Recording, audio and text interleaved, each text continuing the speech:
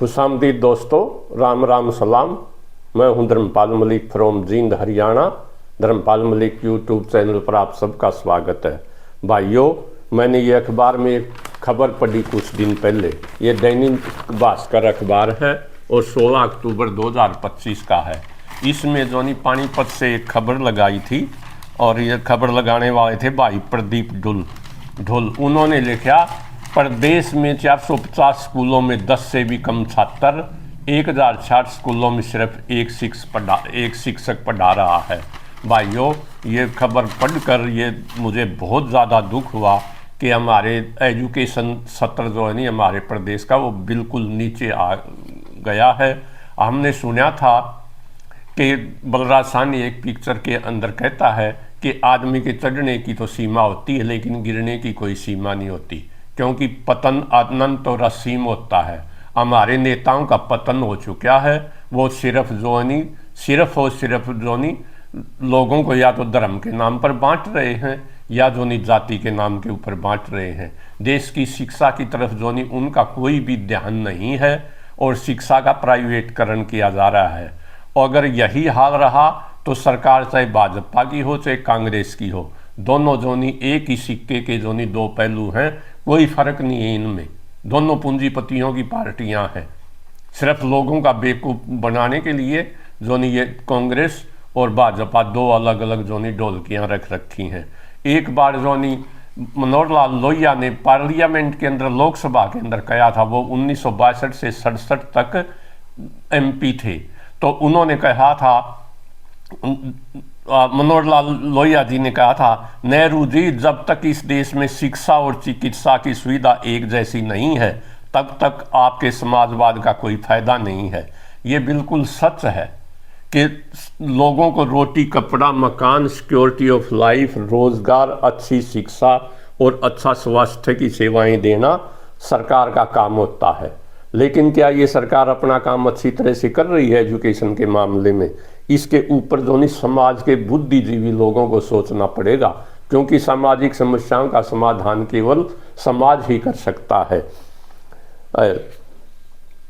वास्तविक स्थिति जो दोस्तों, हमारे प्रदेश में शिक्षा का क्या हाल है ये केवल एक नमूना है। वास्तविक स्थिति इससे भी बुरी है।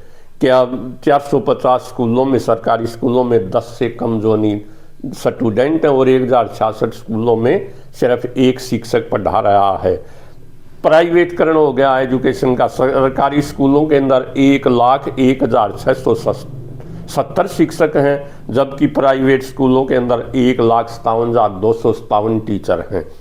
दोस्तों, डॉक्टर अंबेडकर ने हमारे देश भारत का संविधान बनाया और डॉक्टर अंबेडकर ने एक जगह लिखते हैं, शिक्षा एक ऐसा शेरनी का दूध है जो इसको पिएगा दहाड़ेगा। जो नहीं, वो केवल शिक्षा ही लोगों को जागरूक बनाती है, दूसरा कोई इस धरती के ऊपर कोई साधन नहीं है। भारत के संविधान के अंदर आर्टिकल 21A के अनुसार भारत में 6 वर्ष से 14 वर्ष तक के बच्चों के लिए फ्री एंड कंपलसरी एजुकेशन की गारंटी है। संविधान 6 वर्ष से 14 वर्ष तक के बच्चों को फ्री एंड कंपलसरी एजुकेशन की गारंटी देता है। यह संविधान के 86th अमेंडमेंट जो सन 2002 में हुआ था, उसके तहत संविधान में शामिल किया गया था। आर्टिकल 21A के अनुसार राइट टू एजुकेशन हर नागरिक का फंडामेंटल राइट है। ये मौलिक अधिकार है हर आदमी को पढ़ना और पढ़ाना। परंतु विचारणीय विषय यह है, क्या भारत में सभी नागरिकों को इस फंडामेंटल राइट का लाभ मिल रहा है? निश्चित रूप से नहीं मिल रहा है। मेरे पास देश के एक जागरूक नागरिक श्री राजेंद्र सिंह सिवाच, गांव गोरखपुर, जिला फतेहाबाद से फोन आया कि अंकल जी, हरियाणा में एजुकेशन बहुत महंगी हो गई है। हरियाणा में नर्सिंग के कोर्स की फीस 2.5 लाख रुपए तक प्राइवेट इंस्टीट्यूट ले रही हैं। यह उस देश में जहाँ की जनता 70% 5 किलो अनाज प्रति माह पर पल रही है, फीस भरना बड़ा मुश्किल है। हरियाणा में अनेकों प्राइवेट सेल्फ फाइनेंस के गर्ल्स कॉलेज खुल चुके हैं जो ऊंची फीस लेते हैं, जबकि हरियाणा सरकार की 1991 से पॉलिसी है कि महिलाओं को BA तक फ्री एजुकेशन दी जाएगी। सेल्फ फाइनेंस संस्थाओं में फीसें ऊंची हैं, तब सोशल जस्टिस और वेलफेयर स्टेट का मतलब क्या है? जब इतनी ऊंची ऊंची फीसें ली जा रही हैं और पढ़ाई का स्तर बहुत नीचा है, तो फिर ये कैसी वेलफेयर स्टेट है और कैसा ये सोशल जस्टिस है। अब education declared as one of the items covered by World Trade Organization. Education जो नहीं, अब शिक्षा का प्राइवेटकरण WTO का एजेंडा है, ये WTO का आइटम बन चुका है रिटर्न के अंदर। अब समय है संभलने का, वरना आने वाले भविष्य में चाहे सरकार किसी भी पार्टी के हो, शिक्षा और चिकित्सा, एजुकेशन एंड हेल्थ पूर्ण रूप से प्राइवेट हाथों में होंगे। सरकार कहती है देश के अंदर 1 इलेक्शन और जो नहीं 1 नेशन 1 इलेक्शन, लेकिन मैं कहता हूं देश के अंदर जो नहीं 1 नेशन और 1 एजुकेशन होनी चाहिए, सभी को एक जैसी शिक्षा मिलनी चाहिए। हो क्या रहा है, अमीरों के बच्चे चाहे वो नेताओं के बच्चे, वो सब विदेश में पढ़ रहे हैं। जो थोड़े लोअर मिडिल क्लास के लोग हैं उनके सब बच्चे प्राइवेट स्कूलों में पढ़ रहे हैं, और बिल्कुल ही गरीब जो बिलो पॉवर्टी लाइन है उन बेचारों के बच्चे सरकारी स्कूलों में पढ़ रहे हैं, जहाँ न जो नहीं किसी भी प्रकार की कोई सुविधा नहीं है। यह WTO का एजेंडा है। सरकार चाहे किसी भी पार्टी को भूतकाल का गुणगान करती है, सरकारें क्या करती हैं, भूतकाल का गुणगान करती हैं और भविष्य के सपने दिखाती हैं। वर्तमान की कोई भी सरकार जो नहीं आपको वर्तमान की समस्याओं के बारे में कोई समाधान नहीं बताएगी। हरियाणा में एक कहावत है, आर्या बाणिया जब जानिए जब करे पुरानी बात। सभी सरकारें भविष्य के सपने दिखाती हैं, वर्तमान में समाज में प्रैक्टिकल स्थिति क्या है इसकी कोई भी नेता बात नहीं करता। गीता में लिखा है कि भूतकाल आपके हाथ में नहीं है, जो बीत गया सो बीत गया, भविष्य का किसी को पता नहीं है क्या होगा, अतः वर्तमान में जीना चाहिए। परंतु बहुत बड़ा आश्चर्य है कि गीता का प्रचार किया जाता है, हर वर्ष हरियाणा में गीता जयंती मनाई जाती है, परंतु गीता में दी गई शिक्षा का कोई पालन नहीं करता। कोई भी पार्टी या नेता वर्तमान की समस्याओं का हल नहीं बताएगा। सेल्फ फाइनेंस इंस्टीट्यूशन में स्टूडेंट से तो 12 महीने की फीस ली जाती है, जबकि टीचर को 6 महीने की सैलरी दी जाती है। जो विश्वविद्यालयों में कच्चे लेक्चरार लगे हुए हैं उनको 34,000 रुपये महीना सैलरी मिलती है और 6 महीने क्लास लगती है। इस प्रकार उनकी सैलरी 17,000 रुपये महीना पड़ती है। क्या यह एक PhD और गोल्ड मेडलिस्ट के लिए उचित है? यह सैलरी उसके डिपार्टमेंट के स्वीपर से भी कम पड़ती है। फिर ऐसे प्रोफेसर से आप क्या आशा रखेंगे? इसके बारे में डॉक्टर भीम सिंह दहिया अपनी किताब हायर एजुकेशन इन हरियाणा में लिखते हैं, forget the quality of teaching, forget the quality of research. अगर आप 17,000 रुपये दोगे तो क्वालिटी टीचिंग और क्वालिटी रिसर्च के बारे में भूल जाइए। वो भीम सिंह दहिया जी ये भी लिखते हैं, valueless society needs only valueless education. ये ऐसी शिक्षा दी जाएगी जिसकी कोई वैल्यू नहीं होगी। HPSC के हरियाणा पब्लिक सर्विस के द्वारा कमीशन के द्वारा जो कॉलेज के लेक्चरार सेलेक्ट किए जाते हैं, क्या HPSC के मेंबर PhD लेक्चरार से ज़्यादा पढ़े लिखे हैं? अगर नहीं हैं तो क्या वे उसकी योग्यता का सही आंकलन कर सकते हैं? दोस्तों, समस्या बड़ी गंभीर है और सामाजिक समस्याओं का निदान केवल समाज ही निकाल सकता है। अतः देश के जागरूक नागरिक बनिए, पढ़िए और पढ़ाइए। अमेरिका के राष्ट्रपति नेल्सन मंडेला लिखते हैं, दुनिया को बदलने के लिए सबसे शक्तिशाली हथियार शिक्षा है और लोगों को मूर्ख बनाने का सबसे शक्तिशाली हथियार धर्म है। आज धर्म का ज़्यादा प्रचार है और एजुकेशन का कम प्रचार किया जा रहा है। लेकिन दोस्तों, बड़ा दुख होता है ये बताते हुए कि पूरे देश में 1 लाख से ज़्यादा सरकारी स्कूल बंद किए जा चुके हैं। अकेले हरियाणा में 5,000 से ज़्यादा सरकारी स्कूल बंद हो चुके हैं। जबकि हकीकत यह है कि जिस समाज में थाली बजाने से कोरोना जैसी भयंकर बीमारी भागे, वहाँ पर स्कूलों की सबसे ज़्यादा ज़रूरत है। स्कूल बंद क्यों किए जा रहे हैं? इसका जवाब एक जोनी विद्वान ने दिया है। ब्राज़ील की विश्व प्रसिद्ध शिक्षा शास्त्री पाउले फ्रेरे की यह उक्ति है, शिक्षा मूलतः विद्रोही होती है। वह सोचने की तमीज़ देती है, सत्ता से सवाल करना सिखाती है, अपने समाज, जीवन और विशेष अधिकारों के नए सिरे से देखने को मजबूर करती है। दोस्तों, अगर किताबों से दोस्ती करोगे तो पाखंड से दुश्मनी तय है, लेकिन देश के अंदर पाखंड फैलाया जा रहा है। दोस्तों, चमत्कार वहाँ होते हैं जहाँ शिक्षा दम तोड़ चुकी होती है। आज शिक्षा को भी चमत्कारी बनाया जा रहा है। पढ़ाया ये नहीं जाता कि नानक जी ने लंगर सिस्टम चला जाति पाति तोड़ने के लिए, बल्कि उल्टा ये पढ़ाया जाता है नानक जी ने हाथ के पंजे से जोनी पत्थर की शिला को रोक दिया, पंजा साहब गुरुद्वारा बन गया। नानक जी ने बाबर की जेल के अंदर जादू से चक्कियाँ बंद कर दी। ये चमत्कार हैं, साइंस नहीं है। जिन देशों ने तरक्की की है उनकी लोगों की सोच साइंटिफिक सोच थी, और पिछले 500 साल से साइंस का ज़माना है। एक समय था धर्म बहुत ज़रूरी था, और समाज को चलाने के लिए धार्मिक सिद्धांत बहुत ज़रूरी थे, लेकिन आज ज़माना साइंस का है। इसलिए हम सबको अपनी सोच साइंटिफिक बनानी पड़ेगी अगर समाज की तरक्की करनी है और दोनों देश ने तरक्की करनी है नहीं है। शिक्षा का मतलब है एक ऐसा दिमाग बनाना जो सच्चाई को खुद अपनी आंखों से देख सके।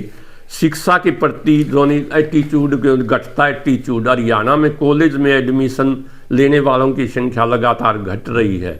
शिक्षा के प्रति नेगेटिव एटीट्यूड समाज के लिए बड़ा घातक होगा। क्यों होगा? क्योंकि education is the most powerful tool to change the world. एक बार मैं अपनी स्कूटी का पंचर लगवा रहा था। वहाँ पंचर लगवाने वाले ने कहा, अंकल जी भारत विश्व गुरु बन गया, शिक्षा फैल गई। तो मैंने कहा, आप कितने पढ़े हो? उसने कहा, नहीं अंकल जी मैं तो अनपढ़ हूँ।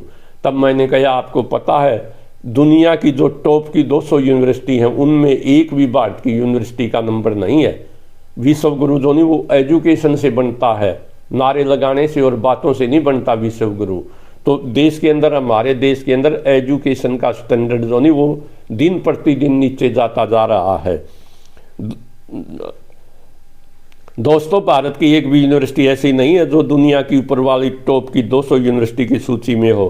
तभी तो सभी नेता लोग, चाहे वे किसी भी पार्टी के हों, अपने बच्चों को विदेश में पढ़ने के लिए भेजते हैं। कहते हैं बेटे का नाम चिराग दिन और माँ अंधेरे में रोटी पो है। विश्व गुरु बन गया है, लेकिन अब भी जो नहीं बहुत से लोग जो नहीं वो अनपढ़ हैं। 2011 की जनगणना के अनुसार हरियाणा की एजुकेटेड लोग 76% हैं, और सबसे ज़्यादा जो नहीं पढ़े लिखे लोग गुड़गांव में हैं, 84%।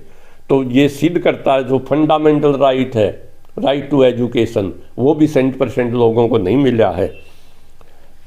भाई, यो कोई भी जन्म से बुद्धिमान नहीं होता, ज्ञान अर्जित करना पड़ता है, और ज्ञान अर्जित करने के लिए देश में अच्छे विश्वविद्यालय और अच्छे शिक्षक होना बहुत ही जरूरी है। जो दीपक दूसरों को रोशनी देता है उसे खुद जलना पड़ता है, यानी दूसरों को ज्ञान देने के लिए खुद को तपाना पड़ता है। बड़ा दुर्भाग्य इस देश का, कक्षा के होशियार बच्चे नौकरी करते हैं और कक्षा के कमज़ोर बच्चे सरकार चलाते हैं। शायद इसलिए रहीम ने बहुत पहले कह दिया था, पावस आवही देख के कोयल हो गई मौन। वर्षा ऋतु को देखकर कोयल चुप हो गई। पावस आवही देख के कोयल हो गई मौन, अब दादर वक्ता बहे हमको बूझे कौन। अब तो जो दादर जो नहीं मेंढक जो नहीं वही टरा रहे हैं, कोयल को कोई नहीं पूछता। इस देश के अंदर लगातार बुद्धिमान आदमियों की कदर कम होती जा रही है और मूर्ख आदमियों का बोलबाला बढ़ता जा रहा है। लेकिन जिस समाज के अंदर बुद्धिमान लोग चुप हो जाते हैं उस समाज का भविष्य कभी उज्जवल नहीं होता। इसलिए देश के जो बुद्धिमान वर्ग हैं, चाहे वो वकील हैं, चाहे प्रोफेसर हैं, चाहे वो किसी दूसरे प्रोफेशन में हैं, उनकी ये नैतिक ड्यूटी है कि वो जो नहीं देश के अंदर शिक्षा का प्रसार करें और अंधविश्वास का विरोध करें। अरे हरियाणा में कितने विश्वविद्यालय हैं? हरियाणा में कुल 56 विश्वविद्यालय हैं, जिनमें 21 सरकारी हैं और एक सेंट्रल यूनिवर्सिटी है महेंद्रगढ़ के अंदर। और हरियाणा में सबसे बड़ी यूनिवर्सिटी और जो नहीं 21 सरकारी विश्वविद्यालय हैं, एक सेंट्रल यूनिवर्सिटी है, 24 प्राइवेट यूनिवर्सिटी हैं और 10 डीम्ड यूनिवर्सिटी हैं। इस प्रकार 56 हैं। इससे ये सिद्ध होता है हरियाणा जो नहीं एजुकेशन प्राइवेटाइजेशन प्राइवेट सेक्टर की तरफ बढ़ते हुए कदम हैं। हरियाणा में सबसे बड़ी यूनिवर्सिटी HAU है, जिसके पास 8,645 एकड़ ज़मीन है। हरियाणा की पहली यूनिवर्सिटी कुरुक्षेत्र यूनिवर्सिटी बनी थी, जो 1956 में बनी थी, और हरियाणा की पहली महिला यूनिवर्सिटी भगत फूल सिंह विश्वविद्यालय है जो 2006 में बना था। यह उत्तरी भारत की पहली महिला यूनिवर्सिटी है। विश्वविद्यालयों की एक स्वायत्ता होती है भाइयों, ऑटोनॉमी होती है, परंतु आजकल विश्वविद्यालय में राजनीतिक हस्तक्षेप बहुत ज़्यादा बढ़ गया है। शिक्षा एक राजनीतिक मुद्दा इस प्रदेश में कभी नहीं रहा, परंतु आजकल शिक्षा एक राजनीतिक मुद्दा बन गया है। अब शिक्षा सरकारों की प्राथमिकता में नहीं रही है। यूरोप के विश्वविद्यालय सेल्फ सफिशिएंट हैं, परंतु भारत के नहीं। सभी पैसे वाले अपने बच्चों को विदेशों में पढ़ा रहे हैं। विश्वविद्यालयों की स्वायत्ता खत्म की जा चुकी है। कोई भी फाइनेंशियल मामला वीसी के हाथ में नहीं रहा। वीसी के वित्तीय अधिकार छीन लिए गए हैं। अतः विश्वविद्यालयों को पुनः ऑटोनोमस स्टेट बनाने की बहुत ज़्यादा ज़रूरत है। आज हरियाणा सरकार विश्वविद्यालयों को पैसा लोन पर देती है, न कि अनुदान पर। कुछ महीने पहले प्रोफेसर संपत सिंह ने बयान दिया था कि हरियाणा के विश्वविद्यालयों के ऊपर 6600 करोड़ से भी ज़्यादा जो नहीं वो लोन चढ़ चुका है। कहीं भविष्य में ऐसा ना हो कि सभी सरकारी विश्वविद्यालय पूंजीपतियों को बेच दिए जाएं। मेरे हिसाब से शिक्षा को प्राइवेट हाथों में सौंपना एक लेवे के अंगूठा काटने जैसा है। इन गरीब लोगों को शिक्षा से वंचित, इससे गरीब लोग प्राइवेट, अगर शिक्षा का प्राइवेट सेक्टर में चली जाएगी तो गरीब लोग जो नहीं वो शिक्षा से वंचित रह जाएंगे, क्योंकि और शिक्षा के बगैर सब बेकार है। शिक्षा जीवन का आधार है और इसके बिना सब बेकार है। शिक्षा के गिरते स्तर को संभालने के लिए समाज के बुद्धिजीवियों का और सरकार का कर्तव्य है कि इस ओर तुरंत ध्यान दिया जाए और शिक्षा का स्तर ऊंचा उठाया जाए, क्योंकि समाज के लिए, आदमी के लिए शिक्षा बहुत ज़रूरी है। एक शिक्षा, हमारे जितने भी फ्रीडम फाइटर थे उनमें से अधिकतर पढ़े लिखे थे, ये ध्यान देने वाली बात है। और वो जोनी एक जगह मैं पढ़ रहा था कि भगत सिंह किताबों को पढ़ता नहीं था, चाटता था। इतनी 23 साल की उम्र के अंदर उसने इतनी किताबें पढ़ ली थी। डॉक्टर अंबेडकर की लाइब्रेरी के अंदर, खुद की पर्सनल लाइब्रेरी के अंदर 50,000 किताबें थी। इसलिए भाइयों, पढ़ो और पढ़ाओ। केवल शिक्षा ही इस देश की तरक्की का आधार है। मेरे को तो दूसरा कोई नज़र आता नहीं साधन। और जो नहीं शिक्षा का स्तर नीचे जा रहा है, ये देश के लिए एक दिन बड़ा घातक सिद्ध होगा। तो ये थी मोटी मोटी बातें। अगर आपको वीडियो पसंद आए तो इसे शेयर करना और चैनल को सब्सक्राइब करना। थैंक यू, धन्यवाद भाइयों।